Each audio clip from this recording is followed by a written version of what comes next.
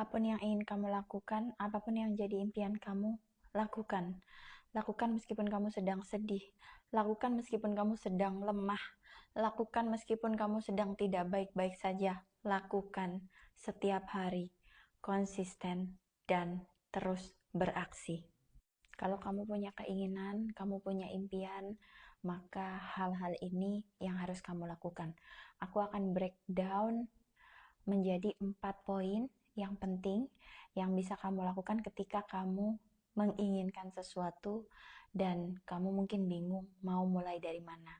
So, stay tuned in this video. And thank you for always supporting me, subscribing, following my social media, dan juga buat kamu yang udah beli karya-karyaku.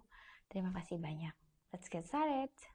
Yang pertama, kamu harus menentukan apa yang menjadi keinginanmu. Banyak sekali di sini mungkin yang cerita ke aku, "Kak, aku punya keinginan ini, keinginan itu." Banyak sekali ceritanya. Namun, aku pengen kamu memilih salah satu yang paling kamu inginkan. Kenapa harus salah satu?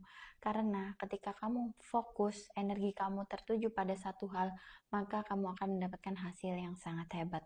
Dalam menentukan tujuan utama tadi, pastinya kamu harus menghitung dulu yang menjadi kelebihan, kekurangan antara satu goals dengan yang lainnya.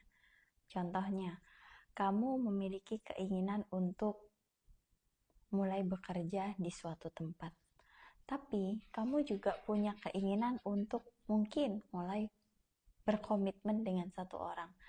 Silahkan kamu pilih mana yang paling kamu inginkan dan kamu fokus ke satu hal itu tadi. Well, itu tadi hanyalah contoh. Contoh lainnya, ketika kamu ingin berkuliah dengan jurusan ini, tapi kemudian ada kampus lain yang menerima kamu dengan jurusan ini. Well, kamu memang bisa melakukan dua-duanya, tapi hasilnya tidak akan maksimal.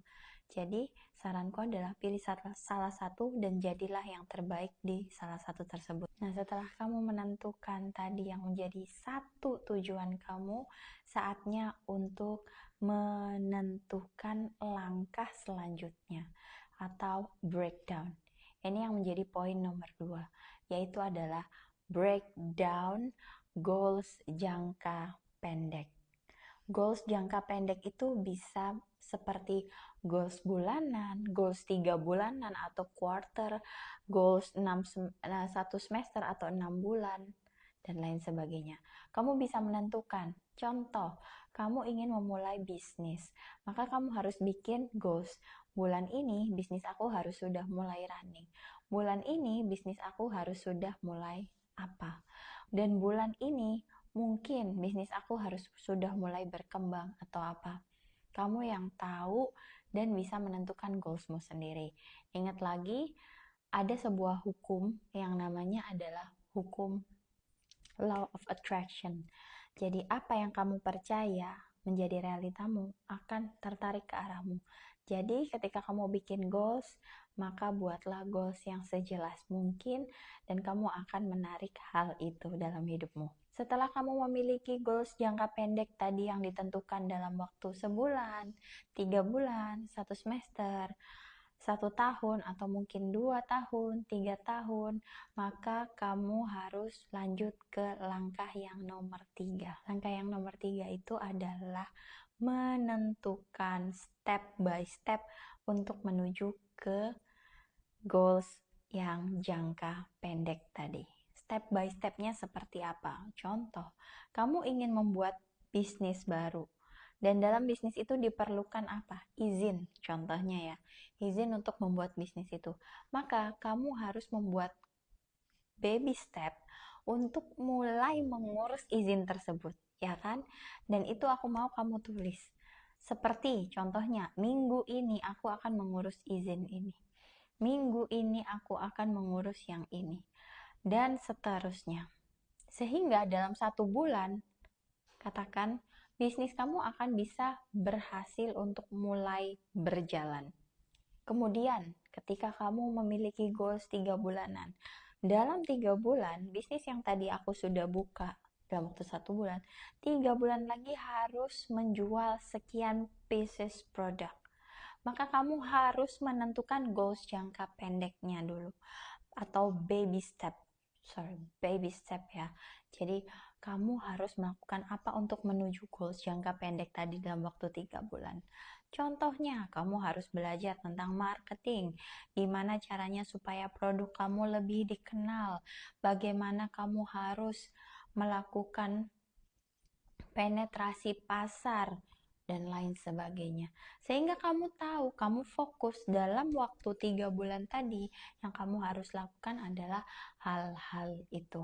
Walaupun dalam seiring berjalannya proses itu tidak ada yang langsung sempurna, pasti ada 1-2 kekurangan, tapi selama kamu mulai beraksi dan mengambil baby steps tadi, maka kamu akan semakin dekat dengan tujuan jangka panjang atau tujuan besar kamu yang kamu tentukan di awal tadi. Step yang selanjutnya, step yang keempat, ini yang paling penting. Yang kamu harus lakukan adalah mengontrol diri. Kenapa mengontrol diri menjadi hal yang paling penting? Ketika kamu sudah melakukan step 1-3, maka kamu harus memastikan bahwa diri kamu terkontrol, emosi kamu terkontrol, sehingga kamu bisa showing up setiap hari. Setiap hari kamu bisa melakukan baby steps tadi yang menuju ke goals jangka panjang. Seperti yang di awal video aku bilang ke kamu, lakukan saat kamu sedih, lakukan saat kamu lelah, lakukan saat kamu mungkin depresi dan kebingungan, hanya lakukan. Meskipun itu tidak sempurna, meskipun hasilnya tidak terlihat hari itu juga, tapi kamu terus melakukan.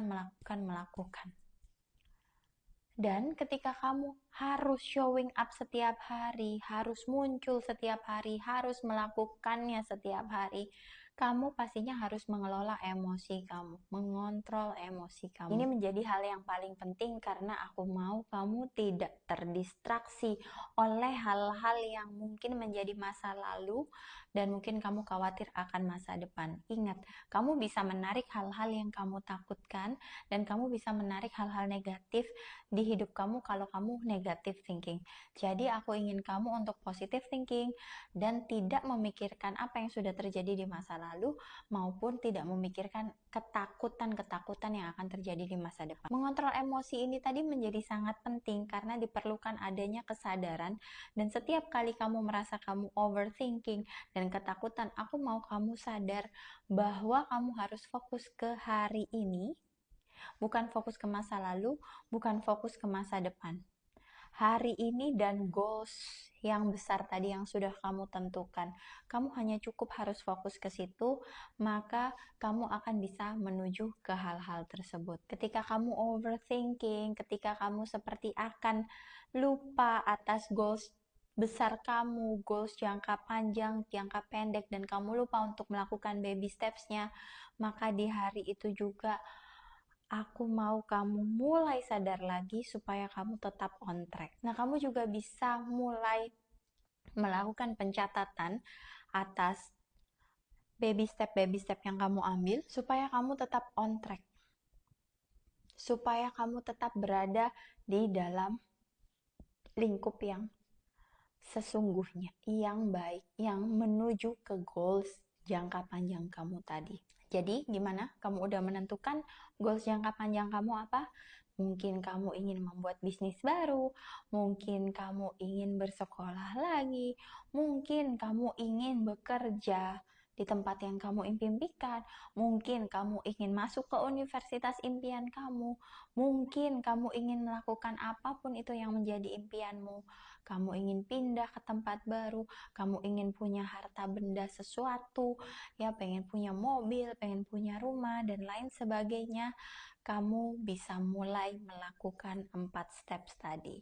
Dan steps tambahan alias step kelima, bonus, bahwa kamu harus percaya pada kekuatan pikiran kamu.